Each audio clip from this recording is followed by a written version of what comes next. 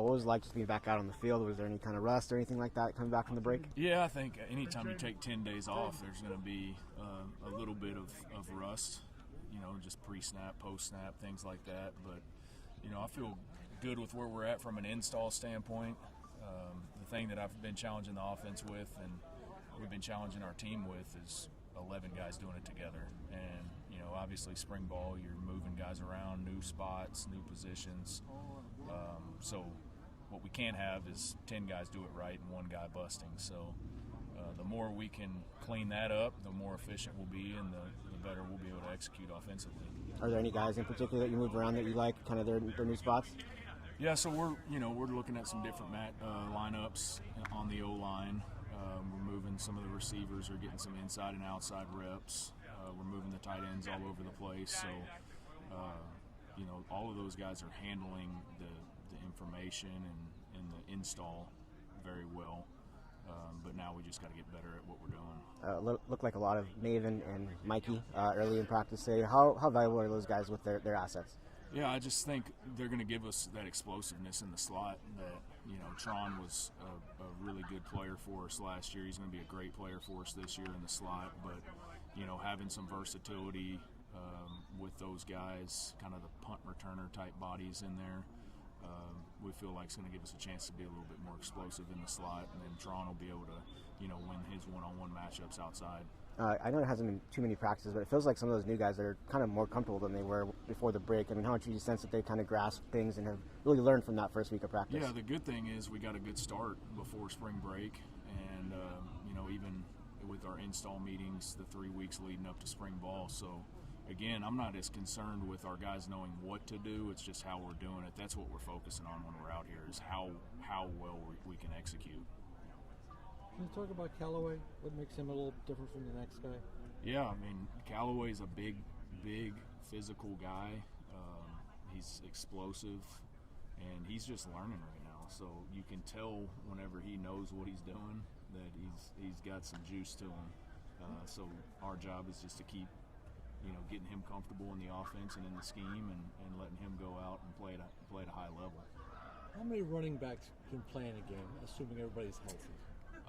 Probably 4, I think is probably realistic of, obviously Jade Knott's going to be our guy, and, but we've got to have guys that can spell him, and, at the end of the day, it's going to be about production with those guys. So once they get their opportunities in games, if they're producing, then we're going to get those guys more touches. Ott was getting a lot of carries toward the end of the season, up to close to 30. Is that okay over the course of a season? Yeah, I think 30's a little high.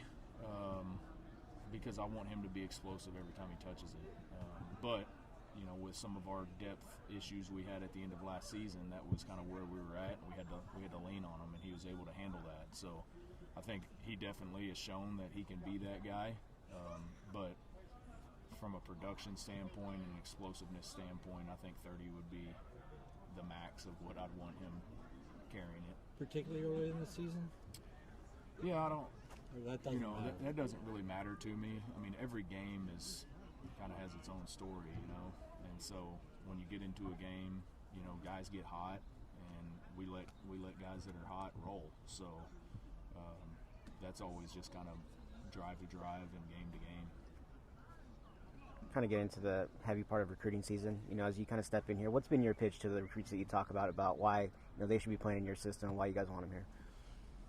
Well, I think first and foremost, they're going to be developed, they're going to be coached, they're going to be treated the right way, they're going to be in a program where they can,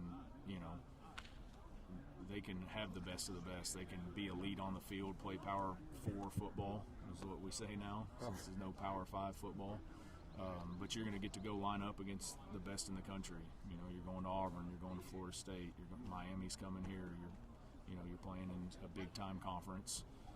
But then you're also got an opportunity to get a degree from the #1 public school in the United States of America. So it takes a special person, takes an elite person, and those are the type of guys I'm trying to bring in here. I think that's what Cal's had success with in the past. Obviously we want to recruit the best talent that we can, but we want them to fit, and we want them to stay and develop and grow here. Have you noticed any difference in style difference between the ACC and the Pac-12? I hadn't been on the field in the ACC ever. So, outside of maybe a non-conference game here and there at other places I've been. So we'll see. We'll see as we really dive into kind of some future opponent scout stuff this summer and really start breaking down our opponents. Right now we're so focused on ourselves that I'd be lying if I told you I've watched a bunch of ACC film. Are there any particular benchmarks that you guys are trying to reach as you go through spring? I know you mentioned it's kind of like just trying to make sure everyone knows what they're doing, kind of has a feel for how you guys are doing it. But are there any particular kind of benchmarks that you're looking to seek and reach out over the course of the spring? Yeah, I think, starting with the run game, we want to be efficient in the run game. We want to average 5 yards a carry on first and second down.